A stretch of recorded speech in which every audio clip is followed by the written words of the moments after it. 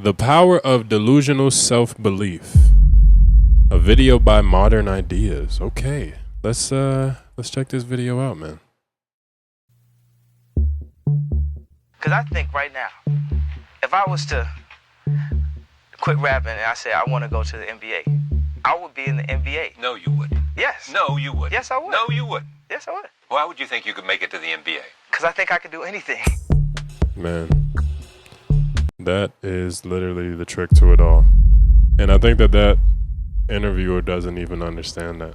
But when you understand the laws of the universe, it doesn't get any more simpler than that. If you believe it in your heart and you know, like, man, I could do this, everything else take care of itself. But let's keep it going. I'm an up-and-coming fighter, and without a doubt, you will see me on the UFC in the near future. Without a doubt. This is the first office Okay. of Amazon.com, and up here, this is my desk here. My desk. Minecraft.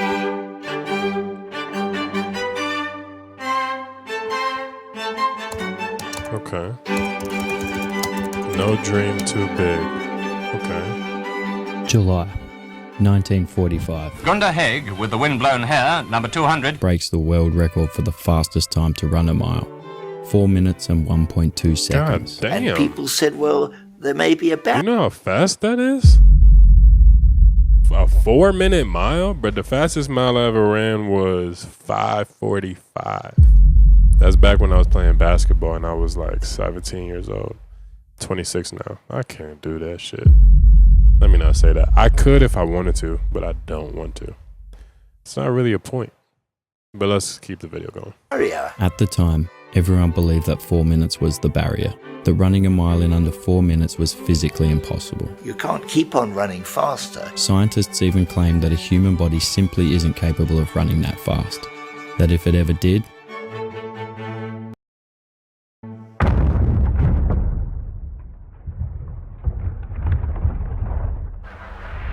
the heart would explode before it even got to the finish line. Is that true? But an overconfident medical student by the name of Roger Bannister believed otherwise. And on the date of May the 6th, 1954,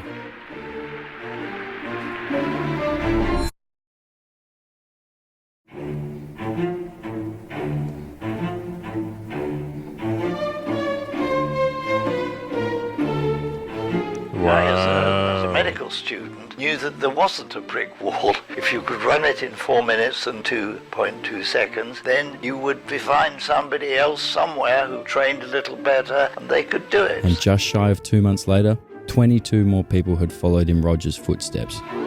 What does that tell you, ladies and gentlemen? Belief shapes your reality. If somebody has done it, then all that means is that it's possible. 22 other people went on to do it. Why is that? It's not that people just, sure, one might say, okay, yeah, people are getting faster, people are getting more athletic over time, so it's only natural. But a lot of it has to do with, I've already seen that, so I know that it's possible. Self-belief. Let's keep it going. So for 9 years, not one person could break the record. But as soon as it was done once, all of a sudden everyone was now capable. He's got a world record. 3:43. The record today sits at 3 minutes and 43 seconds. Pretty far off the impossible barrier of 4 minutes if you ask me. Yo, that's a fast ass mile.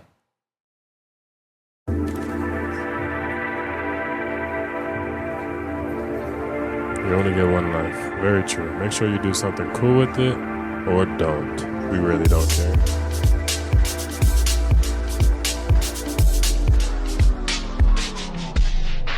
Okay.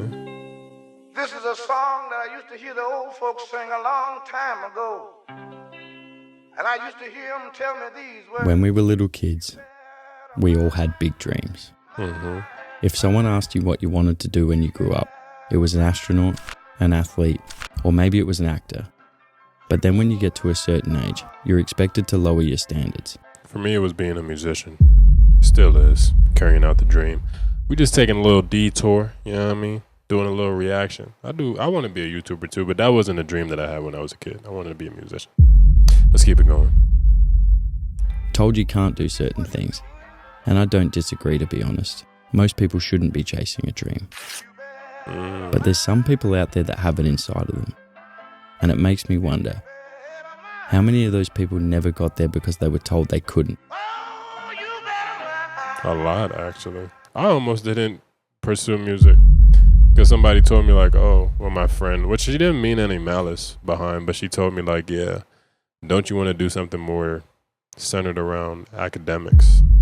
So in my head, and she told me this when I was like, what, 11, give or take? So in my head, I'm thinking like, okay, being a musician is impossible, or making music isn't a sustainable career. So I was like, okay, let me pivot. And I went on this whole path, started playing basketball, got really good, but ultimately wasn't fulfilling enough. And then that's when I started to think back, oh, what was my happiest moments? It was always centered around music, bro. Always centered around music. So I was like, you know what? After my second year, dropped out and started pursuing it. Now I'm here in LA pursuing it, bro. And it's going to happen. No doubt in my mind. But let's keep it going. Chapter 2, hard work or luck.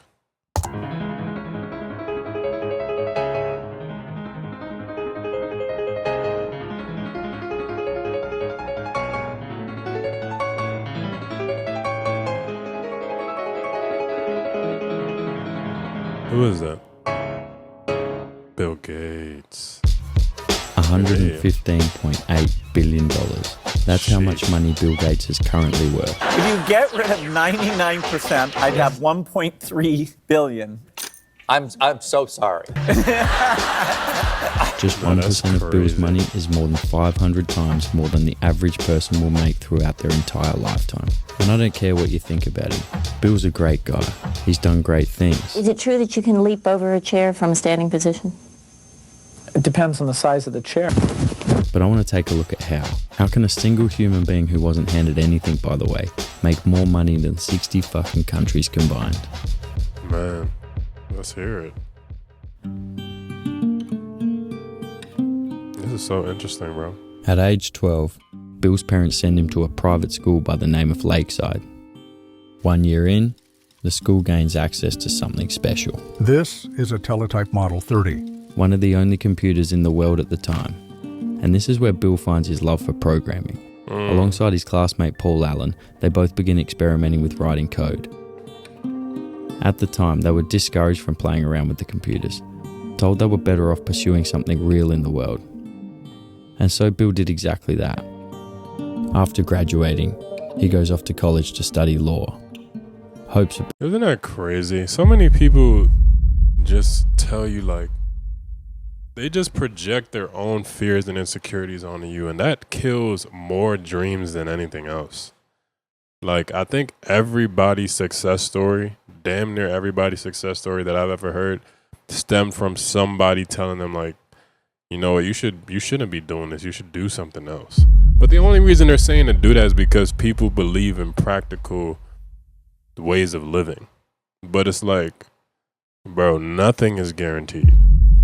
Bro, the same way like somebody could go to school for 10 years and to become a doctor, like that seems more like a sure thing than somebody spending 10 years to be a musician.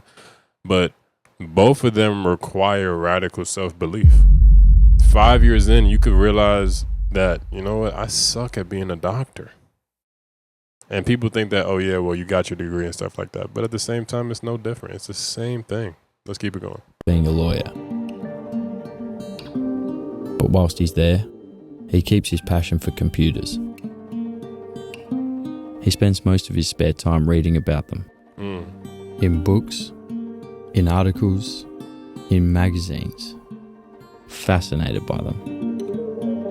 And on a regular night in January 1975, he stumbles across something that sparks his interest. And as he's reading, an idea comes into his mind.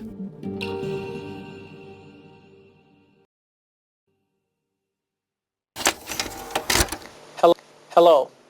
I'm Bill Gates, chairman of Microsoft. That idea went on to become one of the biggest, most recognizable companies in the entire world. Just 8 months after getting the idea, Bill Gates and Paul Allen decided they would drop out of college and focus on building Microsoft. Son of a bitch. And over the course of the next 50 years, That's they did where exactly that meme came from? That's hilarious. I've never known that came from a movie. Let's keep it going. They built an empire, just last year turning over a light $88 billion. Yeesh. In profit. 88 billion?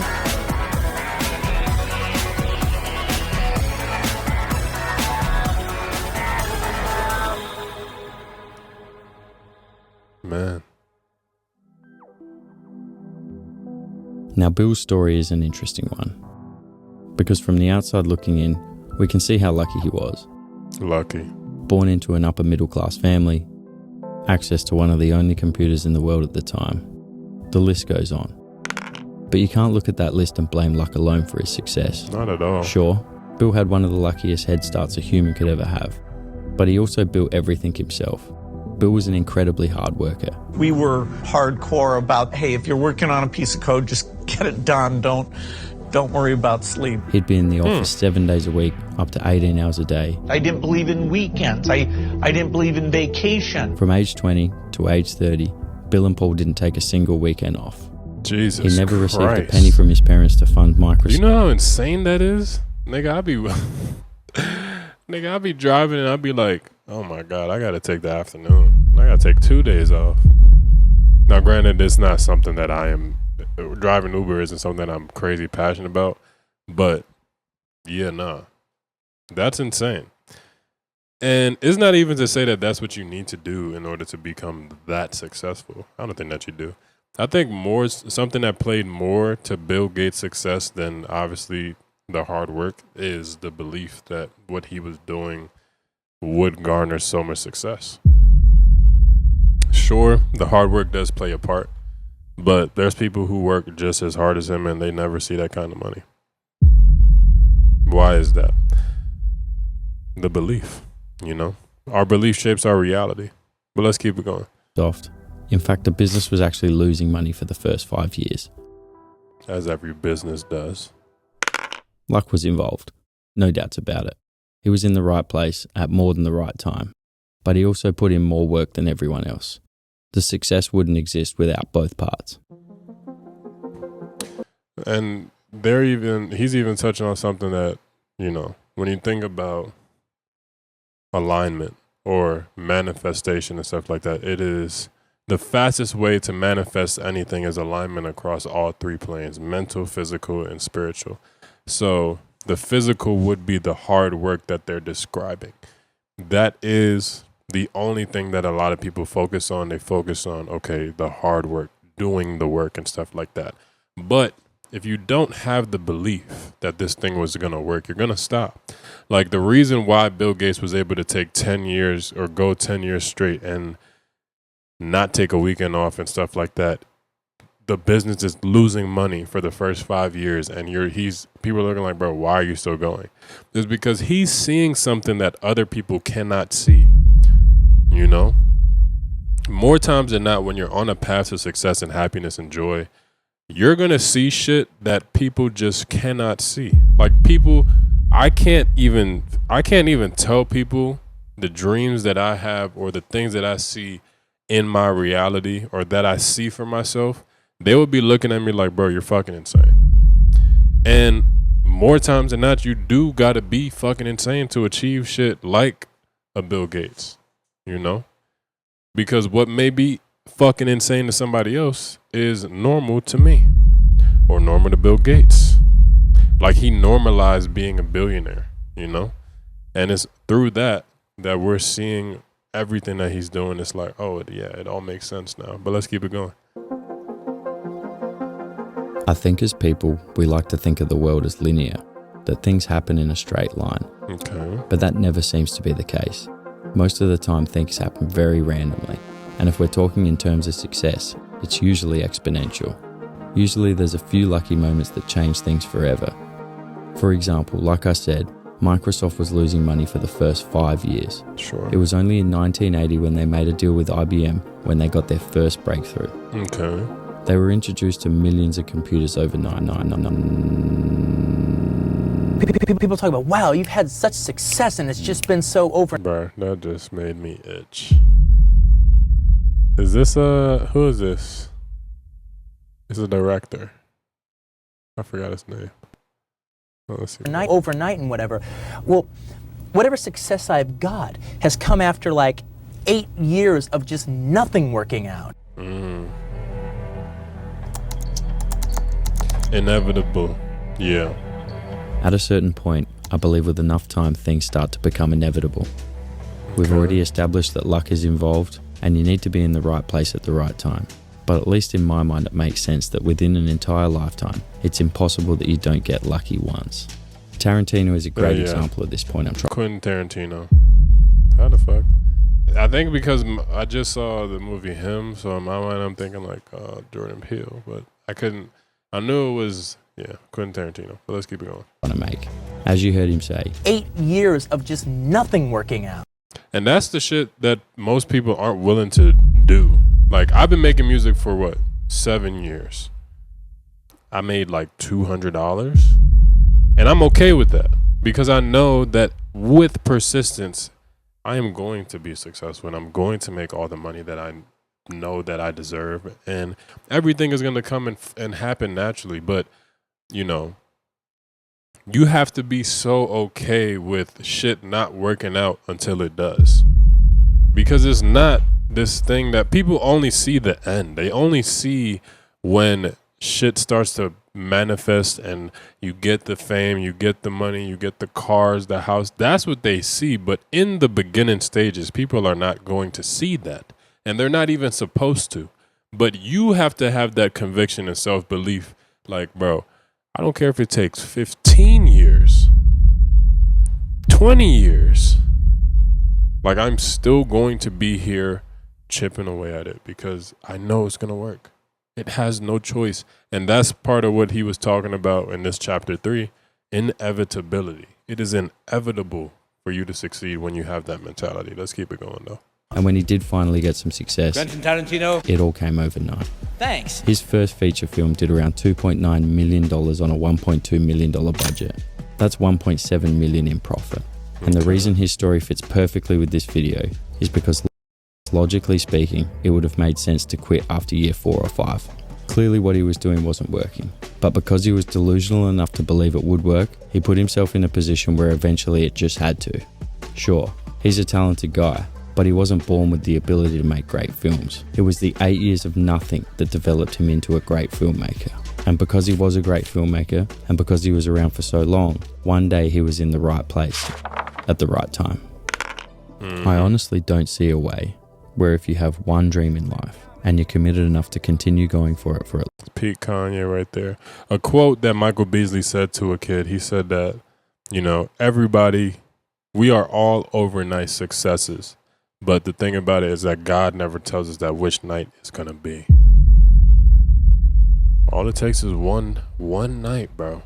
One song, one video, one post, one movie, one whatever it is. All it takes is one. But if you increase your chances the more that you show up, do you want a million at-bats to hit a home run? You want more darts to hit a bullseye. That is literally success in a nutshell. You know what I mean? The more you show up, the more opportunities you're giving yourself to succeed. So you're no longer having to worry about, when is it going to happen? It has no choice but to happen. Quite literally. But let's keep it going. At least a decade. Eventually it doesn't work out. And I think the hardest part about it, and the reason success rates are so low, is because people struggle to believe that. And so they change directions before they ever get there. I mean, it could happen next week, or it could happen in 30 years' time. You don't know. But at the end of the day, you only get one life. So you might as well go for what you actually want. And it's going to take some delusion to keep you going for that long. Because most likely, nothing's going to happen for a very long time. But eventually it will. And those who stick around will find that out. Bottom, so the top's the only place to go now. I, all day long, would be practicing on the elevator in my dorm. I'd be going bah, bah, bah, bah, bah, saying the shit. Right when Colin would bring me up, my fucking head would spin. I'd forget where I was, not making sense. I would say 2 jokes, and then I'd be like, oh my God, I don't know what's coming next. And I had that going for a while, but So I think that's pretty much the video. It was a cool video, you know. I think everything, so what people call a delusion, I call alignment, you know. Because what is delusion and what is real? Like, you know, when you understand the laws of the universe and stuff like that, you truly understand that there isn't really anything delusional about believing that you deserve more, or believing that you are somebody who was meant to be seen by the masses, or step into ridiculous amounts of money. Or that's not delusional. Because if somebody says like, yeah, I want to get a job at a grocery store, nobody sees that as delusional, even if this is somebody who's never worked a job, you know. But in a way, it kind of is, but it seems more practical because it's something that's normal. But what we call delusion is only us not normalizing the things that is quote unquote abnormal. I made a video about this on my TikTok earlier, where you have to be able to normalize those things that seem like so far-fetched. Like, it seems far-fetched to make $100,000 in a month until you actually do it. Now you have a new baseline. You know what I mean? But the people who are already there or making more, they're looking at it like, yeah, that's just the floor, you know? And you having the self-belief of whatever it is that you know to be true about yourself, whether it be success, happiness, joy, career, relationships, like, it doesn't just limit to just your career. Like, the mentality that you have is going to color whatever experience that you have. Like, I don't even think Quentin Tarantino probably saw like, fuck, it's another year that I'm not making money. Like, no, he's not looking at it like that. He's keeping the attitude like, yeah, this is just, you know, this is just part of the grind. Like, I regret nothing about the 7 years that I've been making music. I regret nothing. I've only learned more, gotten better at my craft. So when my time does come, I'm prepared.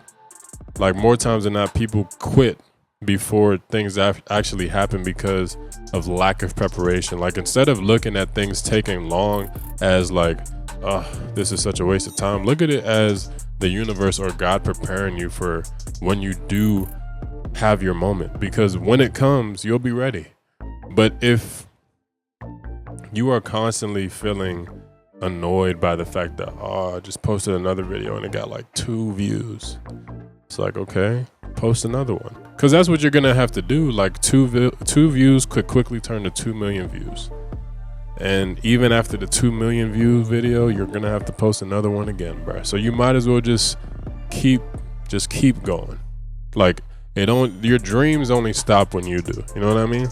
But yeah, I think that was a good video. It was cool. It was calm. It wasn't nothing too crazy. But yeah, let me know what you guys think in the comments below. Be sure to like, comment, subscribe, hit the bell, and I'll see you on the next one. Peace.